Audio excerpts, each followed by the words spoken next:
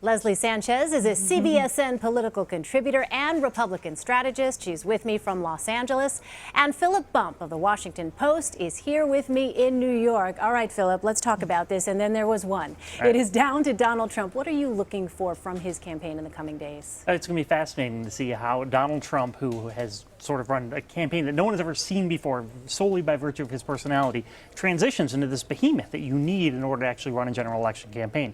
We're starting to see how he's talking about how he's going to do fundraising, talking about vetting VPs. All of these things are things that he hasn't done before, right? And it's a lot harder. It's a whole different mountain that he has to climb than what he did in the primaries. Right. So, Leslie, one of the things now he's getting asked is about his VP potential possibilities. And he said today he would consider John Kasich as a pick for vice president. So what are the qualities you think, given Donald Trump's own background, what would be the qualities that would serve him well in a vice presidential pick?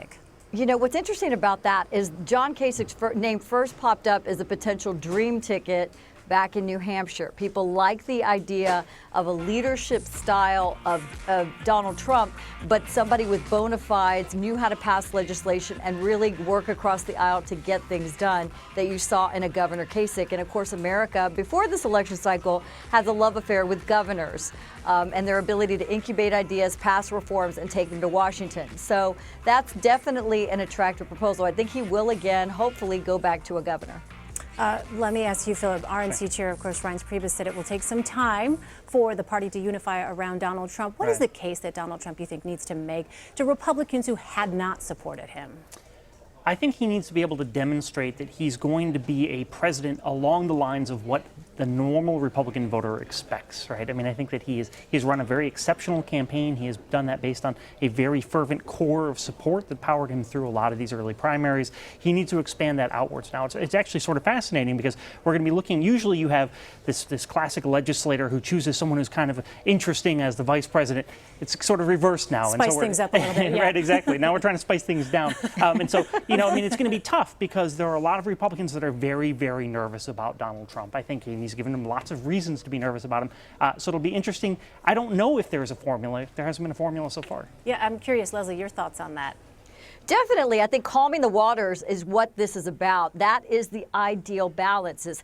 Because I think fundamentally Republicans understand that it was this tried and true formula of 2012, 2008 that allows the Republicans to be defeated. It was going back to the standard bearer. They wanted somebody not only outside Washington, but outside politics that was more of a rough and tumble kind of break things up type of candidate.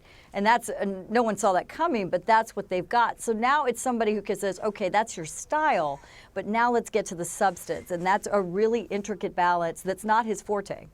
Leslie, Trump has said he could sound more presidential, and there was an interesting exchange about that. In his interview with CNN, Trump was asked about claims he made Tuesday morning connecting Ted Cruz's father to the assassination of President Kennedy. Let's take a listen. You don't really believe that Ted Cruz's father had anything to do with the assassination of President Kennedy? No, I don't. Because this was a story that was in the National Enquirer. But here's the question. You're the presumptive Republican presidential nominee. No, I wasn't. You weren't Not at then, the time. but you were, last week you said you were Excuse too. me. You thought you were. Well, you have to have a higher standard than to repeat conspiratorial theories like that. First of all, I wasn't at the time. I didn't know if I was going to win Indiana or not. It ended up being a landslide. It was a tremendous victory, much bigger than anybody anticipated, including myself. There are incredible people out there, and this was in the morning. All right, Leslie, let me start with you. What's your reaction to that? And do we think that maybe he'll be changing his tone from this point on?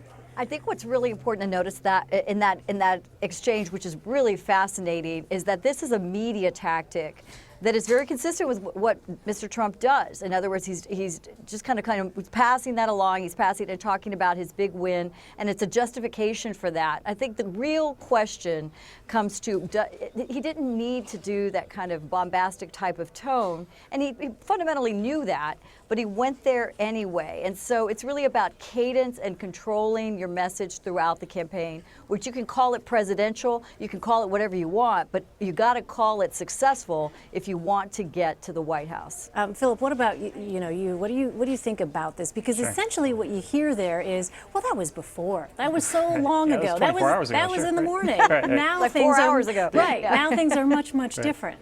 Yeah, I mean, I think what it says is Donald Trump likes to win. There was no reason for him yesterday morning to throw out that attack on Ted Cruz. Everyone knew he was going to win Indiana by a wide margin. There was certainly no reason for him to defend it today. He could easily have said, look, I don't want to talk about that, something along those lines. But Donald Trump likes to win. He likes to beat people, right? And I think that is also something that makes people nervous. As president, if you get mad at China, what is the response if all you want to do is go after them? And I think, too, that this is why Hillary Clinton needs to get geared up for this general election campaign, during which she can expect every single story you've ever heard about the Clintons to be dropped like a bomb in the middle of some newscast on some random day. Yeah.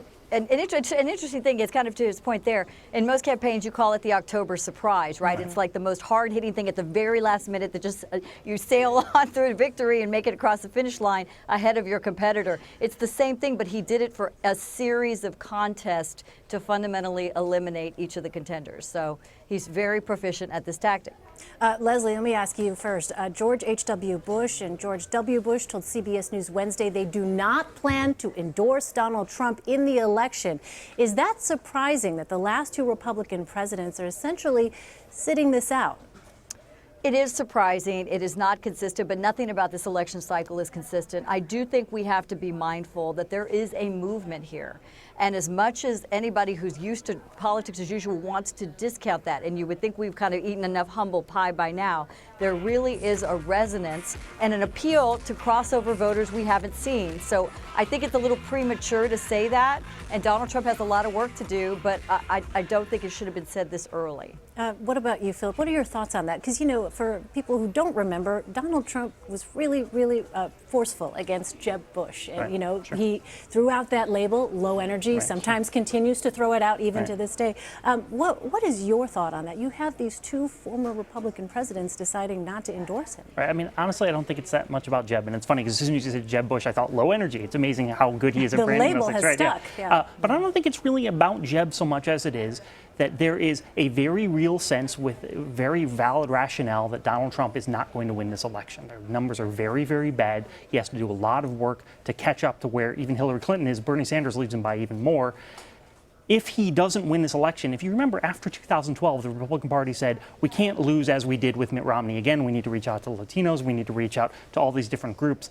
Donald Trump has made those relationships worse. And I think there's a sense among establishment Republicans that if they get on board with Donald Trump now, it's going to tarnish the Republican Party from here on out. And I think they're trying to keep him at an arm's length because of that.